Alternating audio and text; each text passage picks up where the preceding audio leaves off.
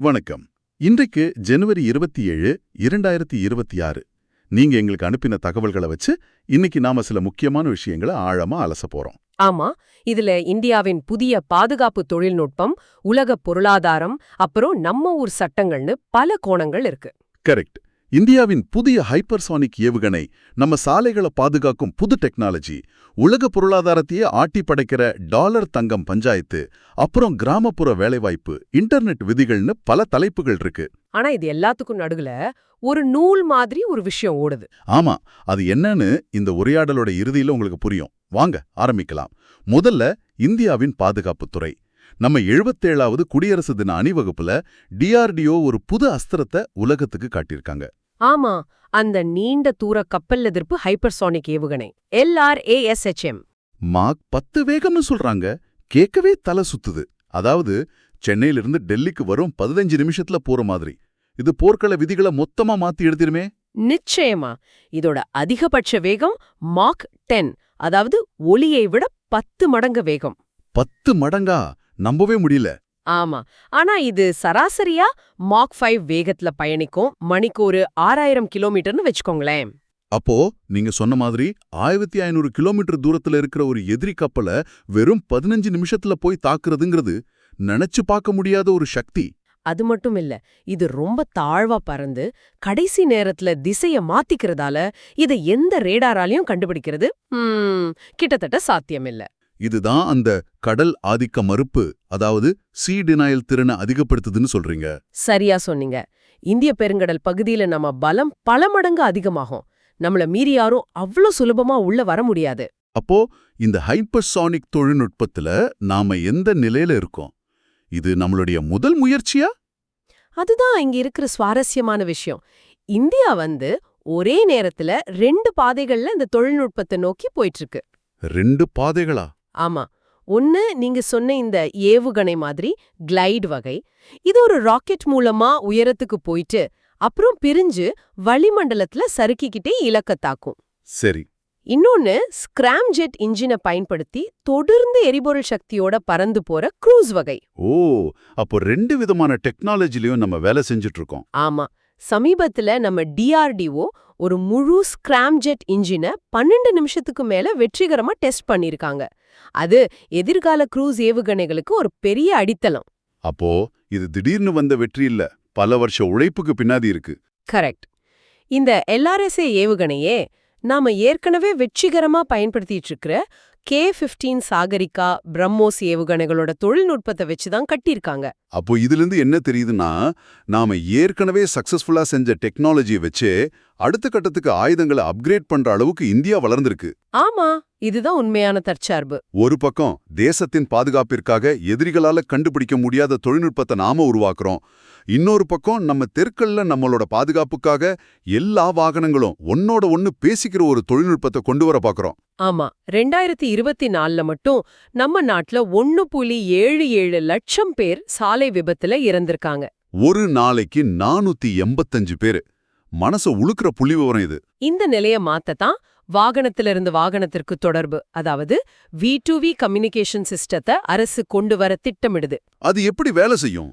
ஒவ்வொரு கார்லயும் சுமார் 5000லிருந்து 7000 ரூபாய் மதிப்புள்ள ஒரு சின்ன கருவி, அதாவது OBU பொருத்துவாங்க.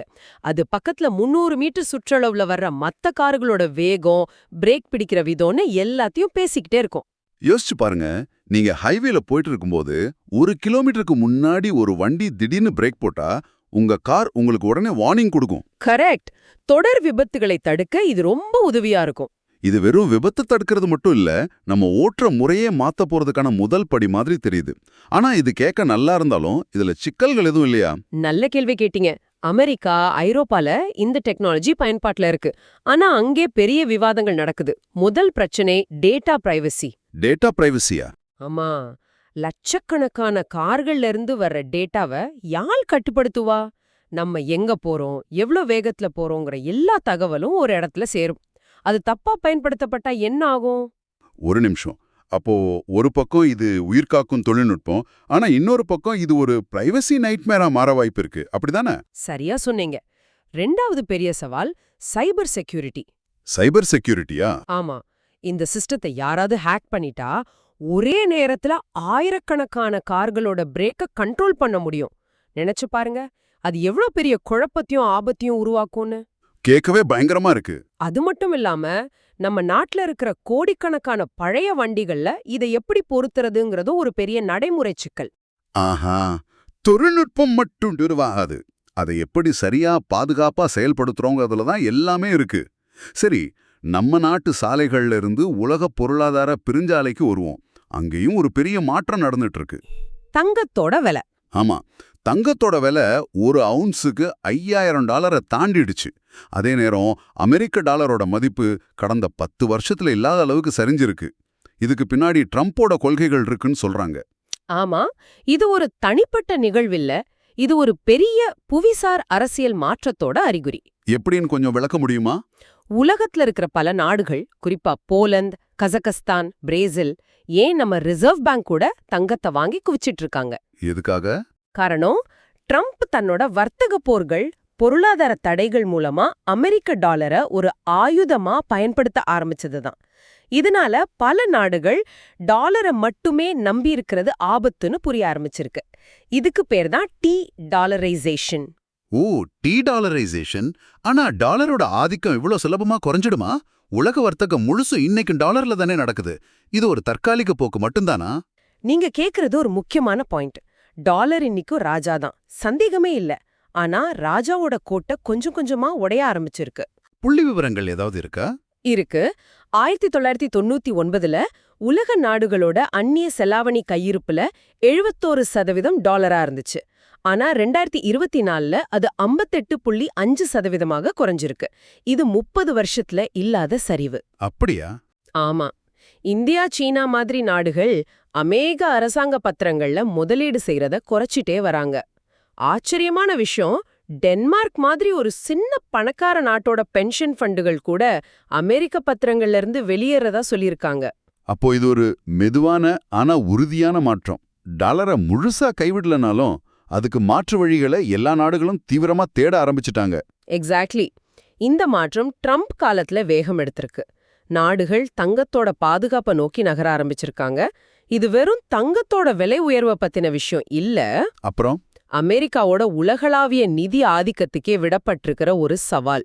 உலகரங்கில் இப்படி ஒரு அதிகார மாற்றம் நடக்கும்போது நம்ம நாட்டுக்குள்ளேயும் சில கொள்கை மாற்றங்கள் பெரிய விவாதத்தை கிளப்பியிருக்கு. அதுல ஒண்ணு கிராமப்புற வேலைவாய்ப்பு. ஆமா, எம்ஜிஎன்ஆர்இஜிஏ, அதாவது 100 நாள் வேலை திட்டத்துக்கு பதிலா விக்சித் பாரத் கிராமீன், அதாவது விபி கிராம் ஜின்னு ஒரு புது சட்டத்தை கொண்டு வராங்க. அரசாங்கம் தரப்புல இது வேலை நாட்களை 100ல இருந்து 125 உயர்த்துன்னு சொல்றாங்க. கேட்க நல்லாதான் இருக்கு. ஆனா விமர்சகர்கள் என்ன சொல்றாங்கன்னா, இது அந்த சட்டத்தோட ஆன்மாவையே மாத்துற ஒரு முயற்சிங்கிறாங்க.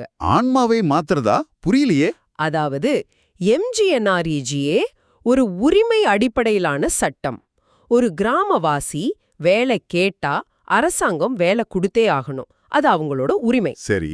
ஆனா இந்த புது சட்டத்துல மத்திய அரசு அறிவிக்கும், அதாவது நோட்டிஃபைடு பகுதிகள்ல மட்டும்தான் இந்த வேலைவாய்ப்பு உத்தரவாதம் செல்லுபடியாகும்னு ஒரு சின்ன வார்த்தையை சேர்த்திருக்காங்க. ஒரு நிமிஷம், அப்போ எல்லா இடத்துலயும் இந்த உரிமை செல்லாது? ஆமா, அரசாங்கம் எந்த ஊரை கை காட்டுதோ அங்க மட்டும்தான். இது உரிமைய அரசாங்கத்தோட விருப்பமா மாத்துது. புரியுது. அது மட்டும் இல்லாம நிதி ஒதுக்கீட்டு முறையிலயும் மாற்றம் இருக்குன்னு சொல்றாங்களே. கரெக்ட். எம்ஜிஎன்ஆர்இஜியா தேவை அடிப்படையிலானது, அதாவது டிமாண்ட் ட்ரிவன். எவ்ளோ பேர் வேலை கேட்கறாங்களோ அதுக்கேத்த மாதிரி நிதி ஒதுக்கப்படும். ஆனா புது சட்டத்துல நார்மேட்டிவ் ஃபண்டிங்னு சொல்றாங்க. அதாவது பட்ஜெட்ல முன்னாடியே இவ்ளோதான்னு ஒரு தொகையை ஒதுக்கிடுவாங்க. ஒருவேளை அதுக்கு மேல மக்களுக்கு வேலை தேவைப்பட்டா என்ன ஆகும்? நிதி இல்லைன்னு கைவரிக்க வேண்டியதுதான்.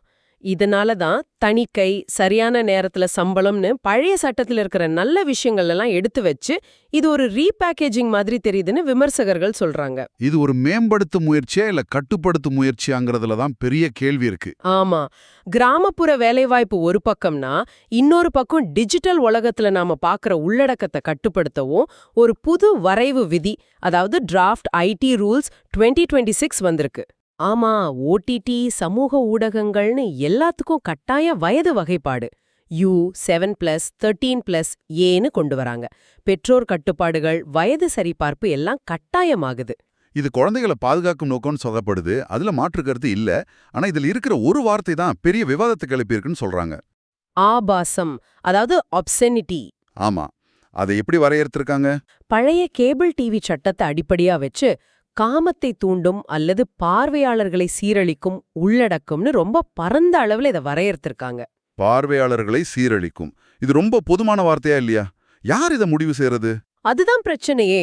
சமீபத்துல நான் ஒரு ஓடிடி சீரீஸ் பார்த்தேன். அதிலிருந்த சில காட்சிகள் நிச்சயம் இந்த ஆபாசம்ங்கிற வரையறைக்குள்ள வந்திருக்கும். ஆனா அந்த கதைக்கு அது ரொம்ப அவசியமா இருந்துச்சு. அப்போ இந்த மாதிரி சூழல்ல படைப்பாளிகளோட நிலைமை என்ன ஆகும்? இது கருத்து சுதந்திரத்தை பாதிக்காதா? நீங்க கரெக்டான பாயிண்ட்க்கு வந்துட்டீங்க. இங்க தான் அடிப்படை பிரச்சனையே இருக்கு. தொலைக்காட்சிங்கிறது ஒரு புஷ் மாடல். Push model? ஆமா.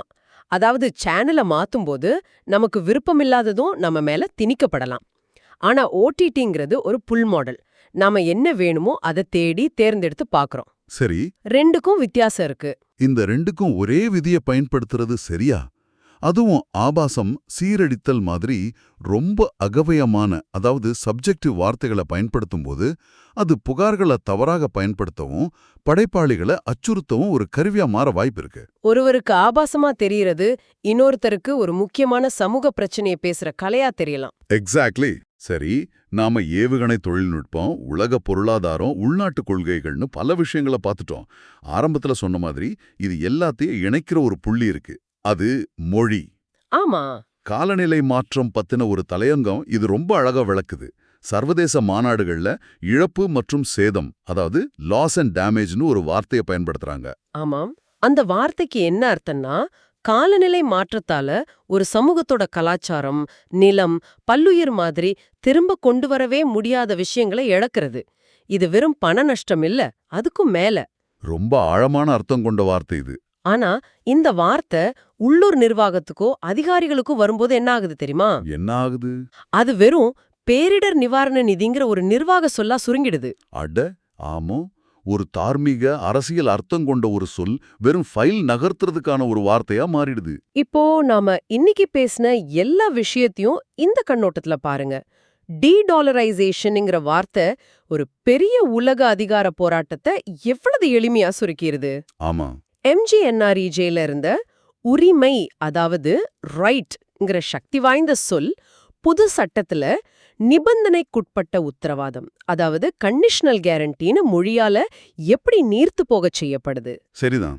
ஐடி விதிகள்ல ஆபாசம்ங்கிற ஒரு தெளிவற்ற வார்த்தை எவ்வளவு பெரிய படைப்பு சுதந்திர விவாதத்தை தனக்குள்ள மறைச்சு வச்சிருக்கு. அப்போ பிரச்சனை தகவல்கள் இல்ல, அந்த தகவல்கள் இந்த மொழியில என்ன அர்த்தத்துல நம்மகிட்ட வந்து சேருதுங்கிறதுல தான் இருக்கு. மிகச்சரியா. இங்கதான் தகவல் முடிவு முரண்பாடு, அதாவது டேட்டா டிசிஷன் பாரடாக்ஸ் வருது. நம்மகிட்ட டேட்டா மலை மாதிரி குவிஞ்சிருக்கு, ஆனா அதை வச்சு என்ன முடிவெடுக்கிறதுன்னு நமக்கு தெரியல. இது எப்படி இருக்குன்னா, நம்ம கிட்ட ஒரு பொருளை எப்படி சரி செய்யணும்னு ஒரு பெரிய இன்ஸ்ட்ரக்ஷன் புக் இருக்கு, ஆனா அது நமக்கு தெரியாத ஒரு மொழியில எழுதப்பட்டிருக்கு. தகவல் இருக்கு, ஆனா அதை வச்சு நம்மால ஒன்னும் செய்ய முடியல. இன்னைக்கு நம்ம பேசின எல்லா விஷயத்திலயும் இந்த மொழி பிரச்சனை தான் மையமா இருக்கு. இன்றைய நம்மோட இந்த அலசல் சிக்கலான விஷயங்கள் நம்ம வாழ்க்கையை எப்படி பாதிக்குதுன்னு காட்டினதோட இல்லாம, அந்த சிக்கலான யோசனைகள் எந்த வார்த்தைகள்ல நம்ம கிட்ட கொண்டு வந்து சேர்க்கப்படுதுங்கிறது தான் எல்லாத்தையும் தீர்மானிக்குதுங்கிறதையும் தெளிவுபடுத்தியிருக்கு. ஆமாம். வெறும் தகவல் மட்டும் மாற்றத்தை கொண்டு வராது.